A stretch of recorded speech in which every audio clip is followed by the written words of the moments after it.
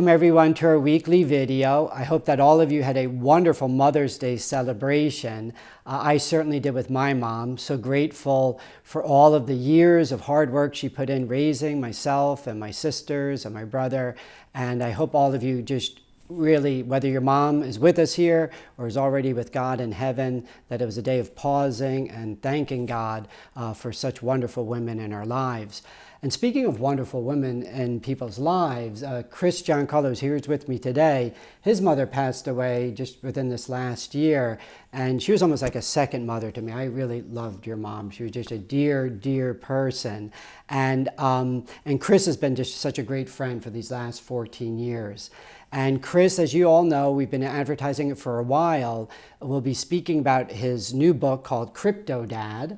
And I'm so proud of Chris. He was appointed by President Obama to be one of 2 Republican commissioners on the commission. And Future Trade Commission? Commodity Futures Trading Commission. Commodity Future Trade Commission. Those are lots of acronyms. A sister agency to the SEC, the exactly. Securities Exchange Commission. And then when President Trump became president, then you would have, instead of 3 Democrats, 2 Republicans, you had 3 Republicans and 2 Democrats. The parties always switched that way. And then President Trump appointed you as the chairman. That's right. Of the commission, which I was so honored and so happy that Chris was doing this. And during his time there, as you'll be able to see, if you come to the Brick House on the 22nd, you'll be able to get a copy of Chris's book. And but Chris, I want you to share a little bit with our listeners. How you got the nickname Crypto Dad, yeah, right? The book is in part, Father, both a story of how sort of a kind of an ordinary person from here in Bergen County got to serve at the highest levels of government in Washington. And I'm very proud of the fact that I was, quite frankly, the highest ranking Trump appointee to be unanimously confirmed by the U.S. Senate. I remember that, which is very important to me because I've always been nonpartisan in my approach. But not only is it a personal story, it really is about cryptocurrency and the future of money itself. And in many ways, money is going through one of the most profound revolutions in human history. And all of money is going now into a digital format. And the question is, what is that going to be like for us in the future?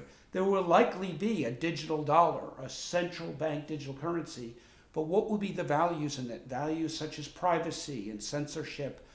So these are very important issues that I address in my book, Crypto Dad, and the fight for the future of money. So I hope folks can come on the 22nd and join us. And I'd like to talk to you a little bit about cryptocurrency and this fight, as I believe it is, for what the future of money is going to look like. Thank you, Chris. Thank you. Yes, and I absolutely love the book. I definitely devoured it when I finally got the chance to get a hold of it.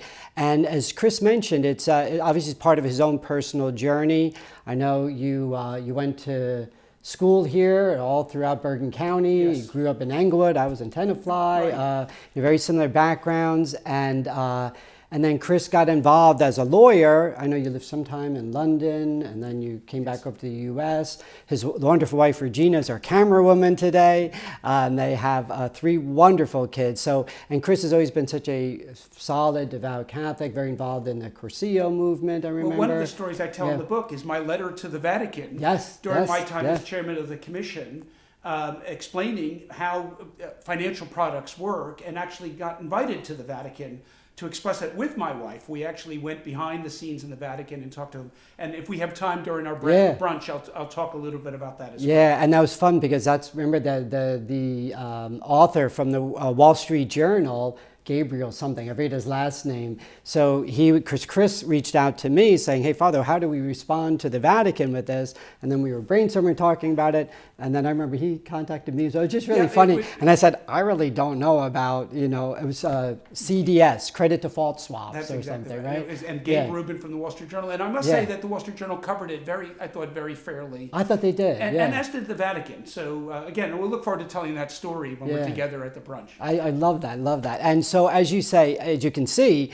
Chris is just a wealth of information. And I think what he's addressing is something that I think so many times we get so caught up in our daily lives, at least I do, that we sometimes miss some of the bigger things that are happening around us. And this change of our currency is monumental.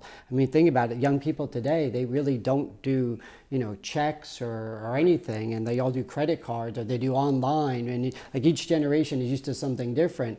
And I imagine down the road, like even credit cards will be obsolete or something, kind of like the 8-track tapes, right? I've just come from Washington this week, where I was meeting with the Federal Reserve, meeting with some of the major regulatory bodies.